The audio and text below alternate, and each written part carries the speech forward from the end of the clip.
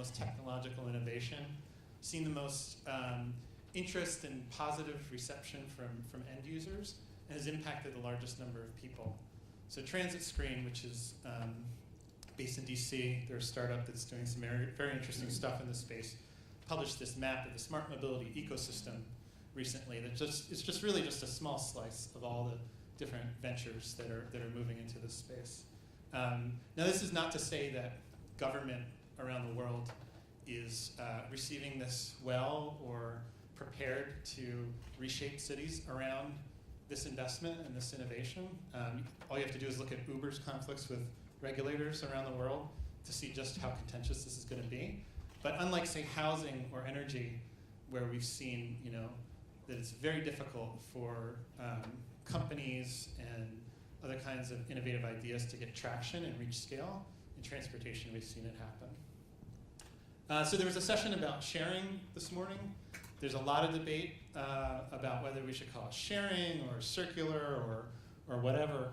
But the truth is that sharing has always been a part of what makes cities work.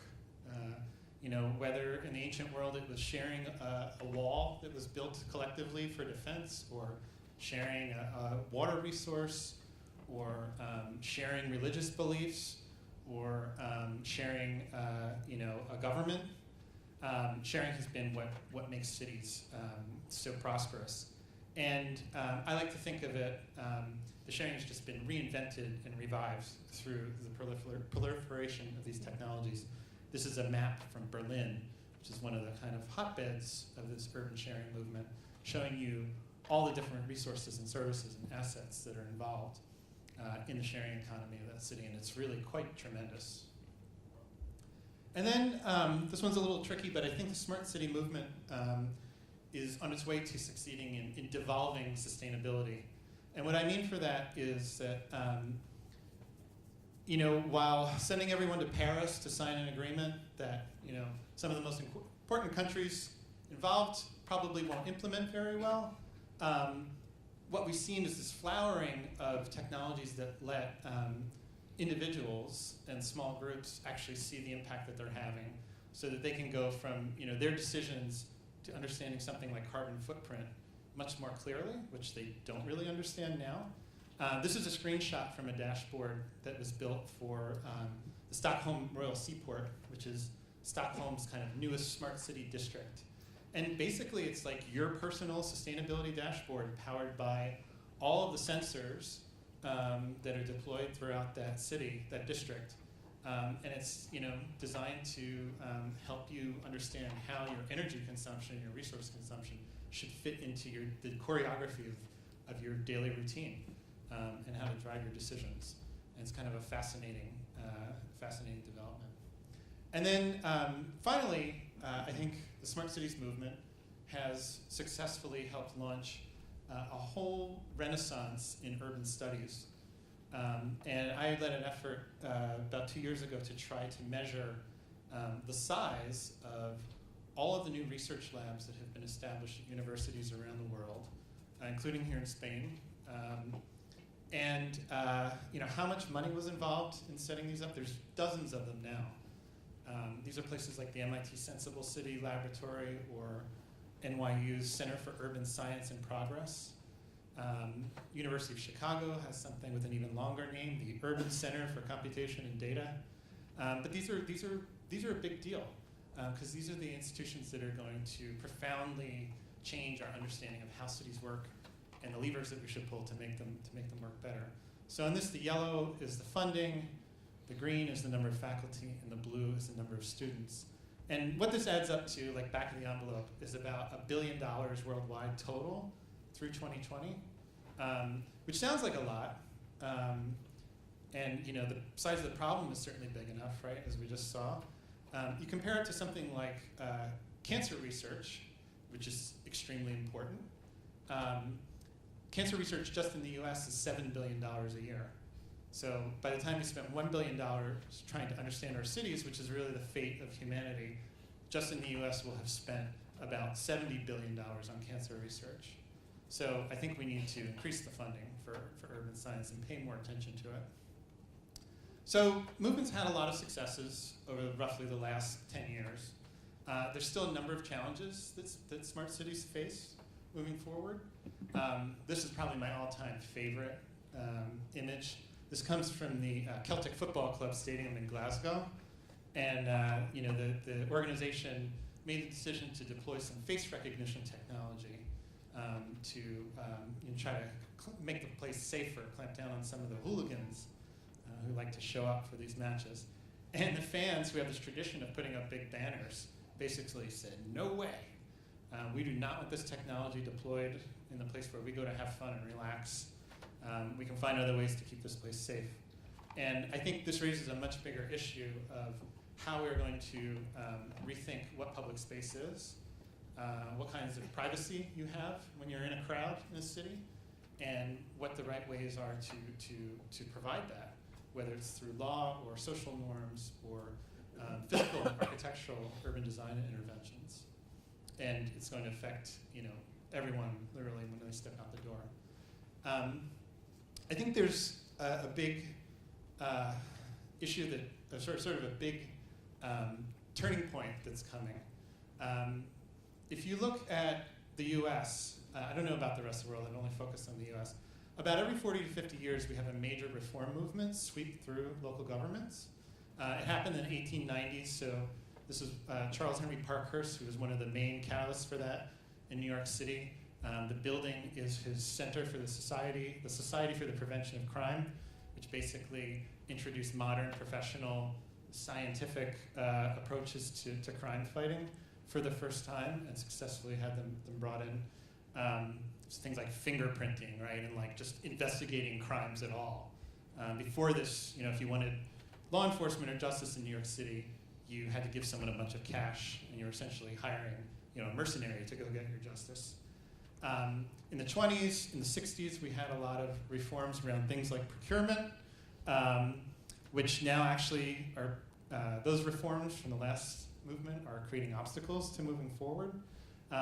But we're kind of long overdue for this. So there's a number of threads that I think are going to start to come together, whether it's open data or smart cities, civic technology. There's a lot of people that are trying to fix cities, but they haven't sat down and said, look, maybe we need to just rethink the legal basis of government, because we're basically dealing with bureaucracies that had a very different idea about information and how government should use information. I think the next big challenge is taking some of the successes and some of the ideas that have been used in the smart cities movement to fix infrastructure, to fix the built environment, and start applying them to the really big line item, things, budget line item things in cities, which are education, criminal justice, and healthcare. And that's going to require rethinking service systems. You can see in places like actually Uruguay, which has an incredibly flourishing open data community that's having all kinds of interactions and impacts on the healthcare system, which is quite good to begin with, and very place-based. It's organized around hospitals, which you kind of join like health clubs in most other countries, but they actually have doctors, not just exercise bikes. And they're driving innovation. So the rate of C-sections is very, very high in Uruguay. That's now becoming much clearer to people when they join their health care provider, and they're going away from that. And then I think finance is a huge piece that's been completely under-investigated. This is the Link NYC device, which is made by a company called Intersection, which is kind of owned by Google. It's kind of a self-financing smart city infrastructure. It's meant to replace payphones, old-fashioned payphones, and it pays for itself through advertising.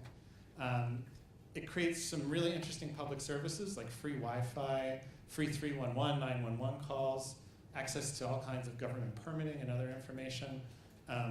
Civic groups get time on the ad screens for public service announcements and other things like that. So it has a lot of benefits, but it's giving over a significant presence and set of rights and responsibilities to a private company in a way that's really kind of untested.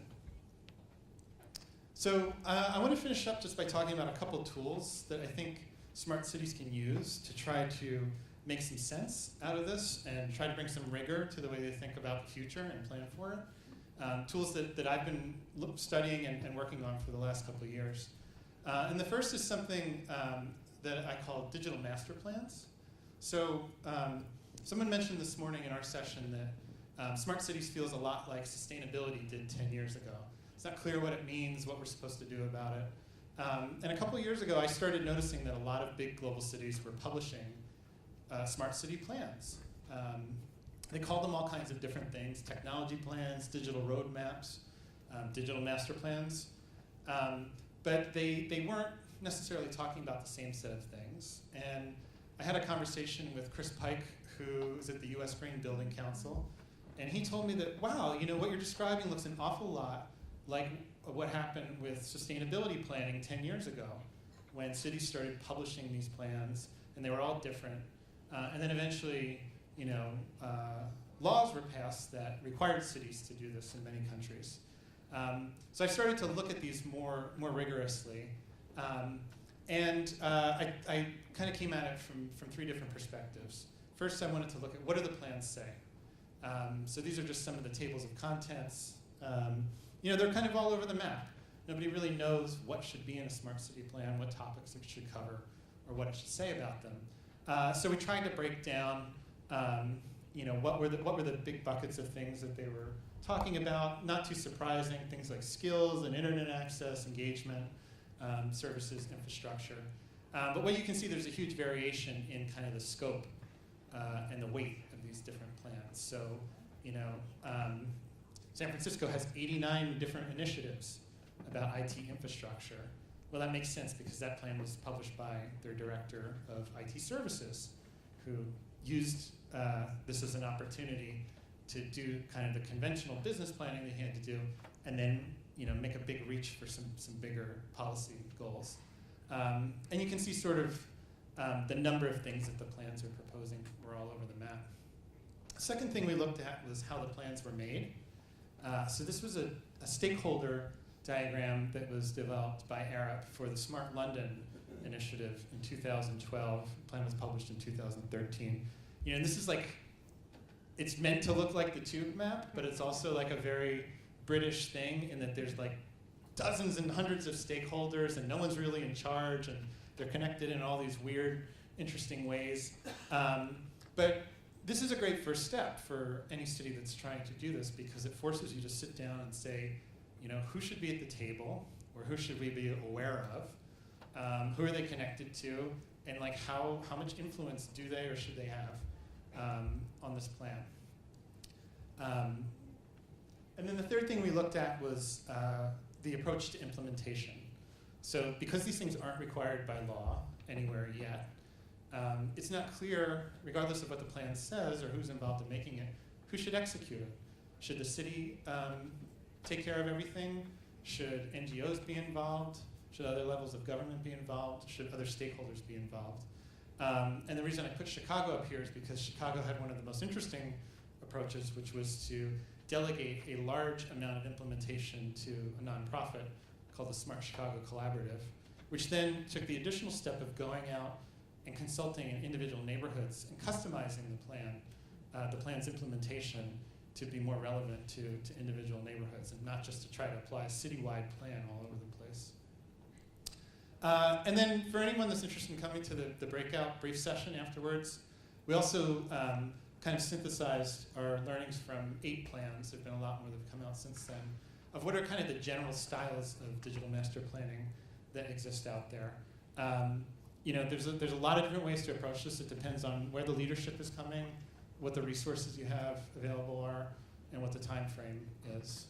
But I think it's extremely important that cities be thinking about bringing some strategy to this, thinking about their vision, thinking about goals that they have and some of the ways of getting there. So I'll stop there and open it up for discussion. But the main point is to try to get you to understand that there are ways to move from kind of swimming around with all these crazy ideas about technology and smartness to something a little bit more tangible, where you can start to nibble off the things that you don't understand and understand them better, and then try to develop your perspective and respond to them. So I don't know who's going to moderate the Q&A. I am. Okay. That was a real sharp piece of work. I had one question. You had several graphs that showed things going out to 2050, et cetera. My experience has been, and I think a lot of people see that, you measure now what's going to go out to 2050, and then in 2020 you look at it again, and in 2020 it looks different. Do you have some way that you're going to be working forward in time to see how those trend lines change? Yeah, so the population stuff is probably the least likely to change. There's a lot of uncertainty when you get out past 2050, what's going to happen. And it all depends on fertility rates, how fast they change. But the UN's kind of got that, I think, in pretty good shape. The technology stuff is all very speculative. By 2020, we may not even care, who has smartphones, because there may be something else. That's the current trend extrapolated, I guess. Another question back here, and if everyone could just introduce themselves too, that'd be great. Hello, Sandra Williams from Ohio. I know the federal government is giving grants for smart cities to implement programs, but could you give us an idea of how other cities are actually paying for this technology? Yeah, I mean, it's a really unexplored area. There are hundreds of different solutions, if you will, that fall into the domain of smart cities. There are people working, so Sasha Hasselmeyer's here from City Mart. He's working with a lot of cities to help them understand what they should buy, how they should buy it, when they should buy it, and think how to pay for it. And there's all different kinds of answers out there. But I don't think there's a lot of kind of easy solutions. And the reason why something like Link has gotten so much attention is because it packaged up what was a clearly valuable set of services. It was clearly upgrading something that had become obsolete, the payphone network. And it made a pretty good case that it could pay for itself. I think there's research that's needed. There's just a lot of work needed to figure out how to finance these things, and some of it overlaps with the way sustainability innovations are being financed. If you look at the business models that are being used to finance IT in the private sector, a lot of things that used to be sold as products, like software and servers, now get sold as services that you subscribe to.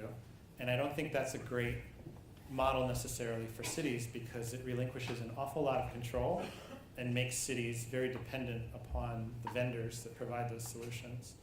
And I think public organizations need to bring a whole other set of evaluation filters when they look at those kinds of services.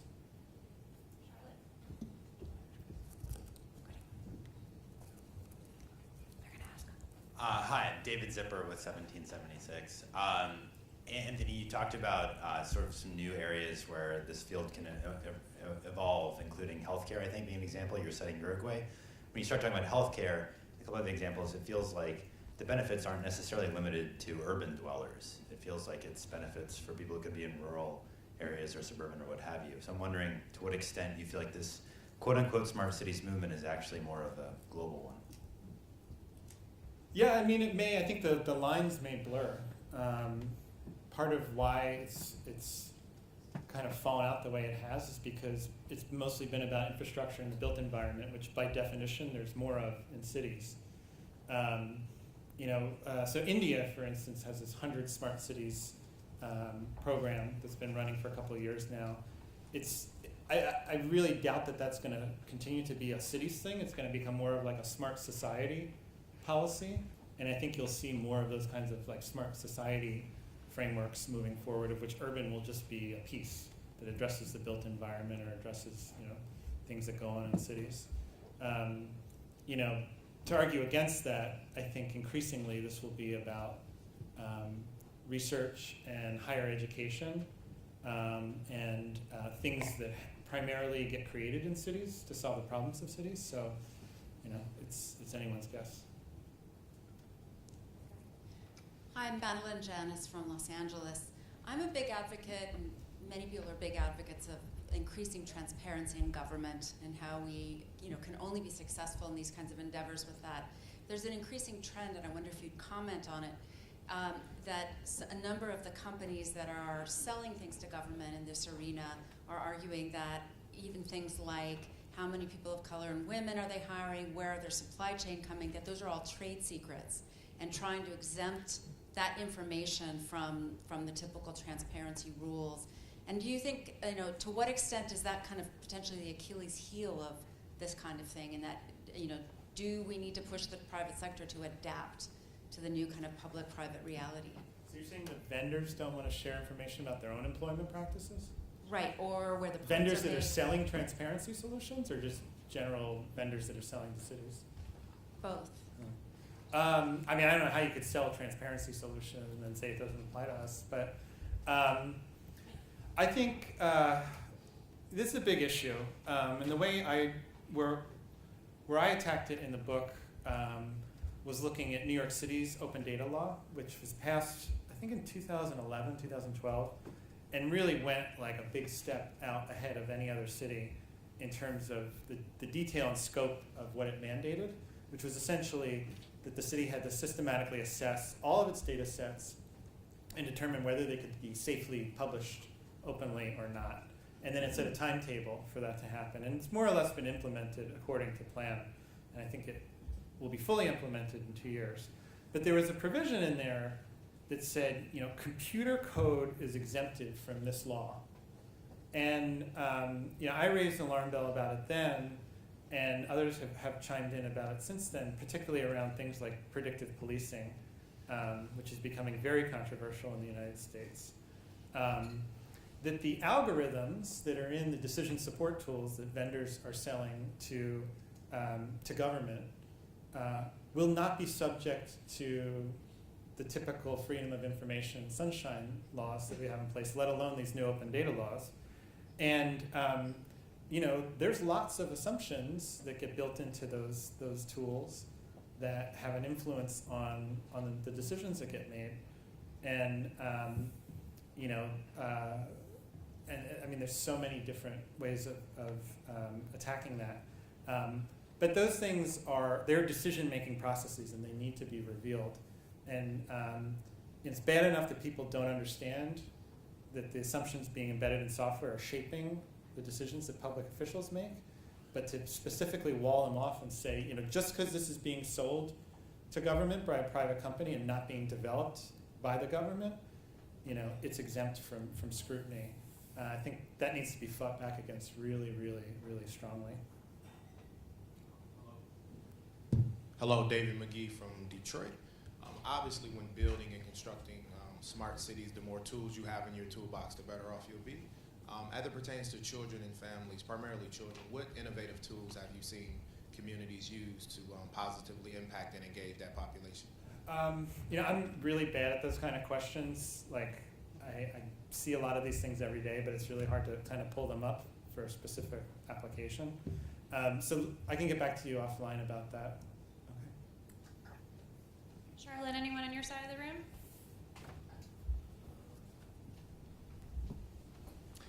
Hello. Dan Barner from Detroit. So folks talk about in the corporate sector kind of the ability of the leading company to aggregate information faster than others leads to their kind of faster monopolization of that sector. So Uber beats everybody, and because they're beating everybody, they get more information. They know where their drivers need to go. Blah blah blah. Like it's easier to win. Same thing for cities competing against one another in this space? So that's a really good question. I mean, there's two ways to look at that, or two questions implied there. One is, will there be a company like Google that comes in and kind of sells the operating system to cities that runs all their stuff, and by virtue of getting there first and best and getting a bunch of cities on its platform becomes so much better in the way that Google has become so much better at search, kind of a winner-take-all. There's certainly a lot of companies that would like to be in that position, some of the ones that I showed here. So far, none of them have really even gotten to square one on that, because it turns out that the IT infrastructure of city governments is really complicated, and it's not paid for by any one institution.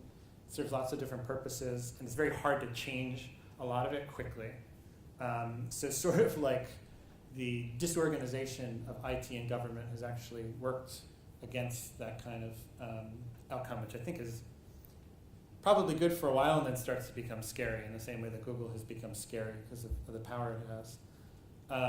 The other question that's implied is one or a handful of cities going to be so good at being smart that they become, the quality of life just explodes and their efficiency explodes, and you get something like Manhattan with free transportation and free housing because they're so effective at governing.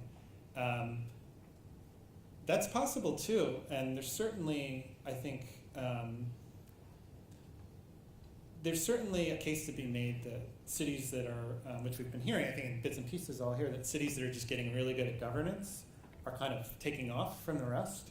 And I think these technologies are a big part of what's making that effective.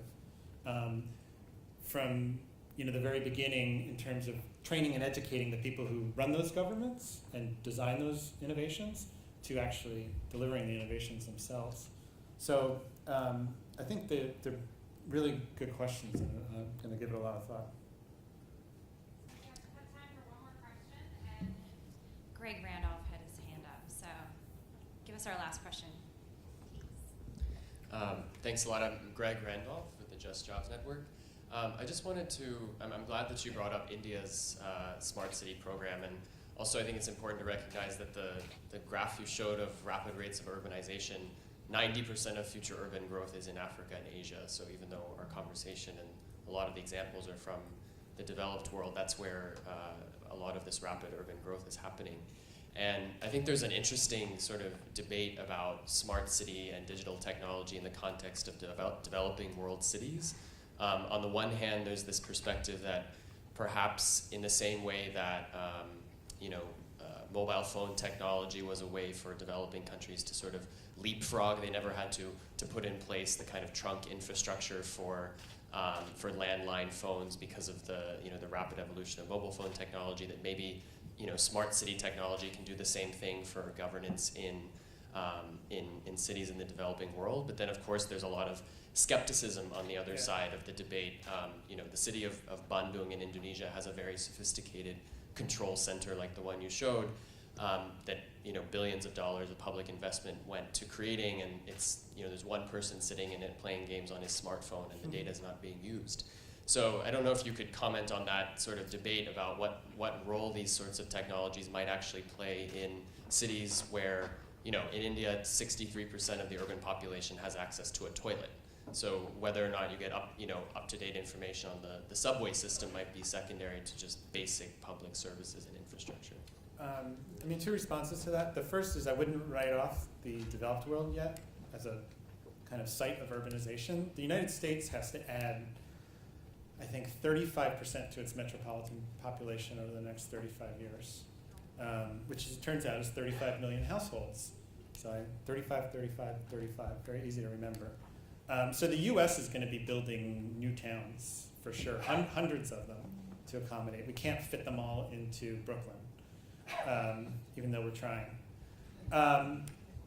The second response to that is I think the governance thing is very location specific. It's the most location specific of all of these things. Like when people say you need to treat every city uniquely and address its unique local problems, that's probably the biggest one in my mind. Although you do get these things like I was talking about the US where all of a sudden half the municipalities in the United States will adopt a new charter, which is what they did in the 1920s to modernize. So, but I'm working a lot in Latin America right now, and what intrigues me about Latin America is the perception and reality in many cases of corruption by the citizenry of government, which has fueled the open data and open government movement there to a degree of development that's far ahead of where you would expect it to be based on GDP per capita or whatever. And I think that's laying the foundation for the use of data in government and laying a foundation for structural reforms that's actually going to be realized over the coming decades. So I think whether you can take lessons of successes that come from one region in smart city governance and apply it to another, I don't know, but there certainly are a lot of interesting possibilities coming out. Please join me in thanking Anthony for his great remarks.